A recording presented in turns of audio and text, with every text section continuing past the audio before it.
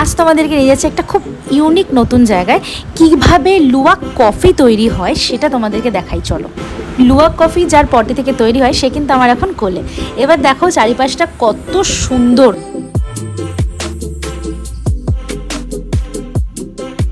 এই দেখো এবার আমি ঢুকে পড়েছি কফি আর চায়ের বাগানে। পুরো এরিয়াটাই কফি আর চায়ের সমস্ত গাছ। চলো আমিও একটু দেখি আর তোমরাও দেখো।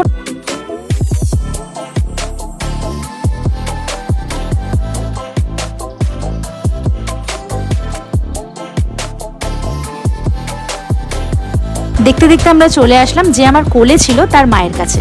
চলো তার মাকেও একটু দেখে নিই।